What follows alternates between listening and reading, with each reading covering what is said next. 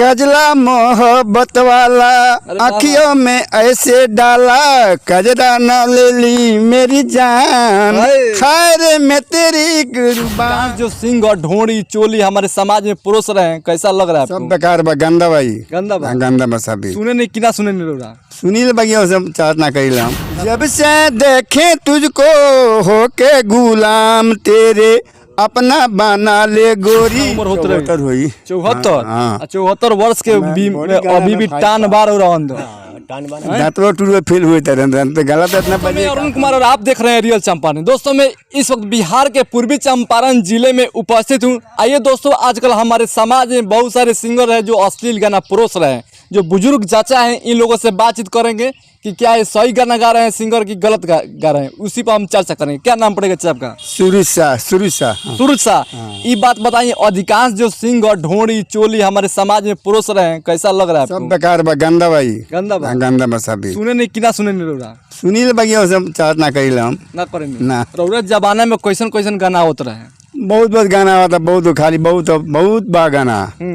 अब वहाँ लोग गावता रउरा जमाने में कौन कौन सिंगर बहुत गाना सुने, बहुत बा गाना उतना याद आवत। मोहम्मद रफी रहा, हाँ मोहम्मद रफी मर गए गाना बहुत हाई कैसे लूंगा गाना। उदित नारायण, सोनू निगम, हैं बस बहुत भरत व्यास, भिखारी ठाकुर, सब एने बोल सब है ना। तो कोई गाना पहले का मालूम है कि नहीं है आपको?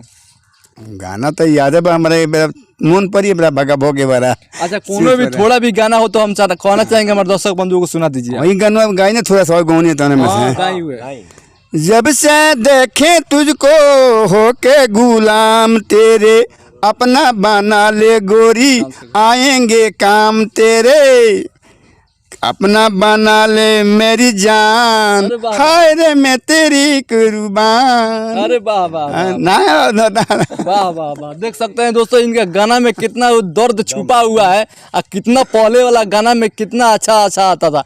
आजकल के जमाना में जो अपने परिवार अपने फैमिली के साथ में बैठकर नहीं सुन सकते हैं। तुमको बहुत नहीं आज गाना बा बहुत पढ़िया। मन पड़े थोड़े हमारा गाना तो बहुत मन पड़ता थोड़े पर हमारा। और का नाम पड़ी? बाबूलाल महतो। भोजपुरी गाना सुने नहीं कि ना सुने नहीं? वो उतना हमने ना सुने सर। का कहे हम, अधिकांश जो सिंगर भोजपुरी गाना अश्लील परोस रहे हैं सब समाज में, गंदा गंदा ढोड़ी चोली का ठीक नहीं है वो। ठीक नहीं, ठीक नहीं है। जमाना में कैसन कैसन गाना होते रहे?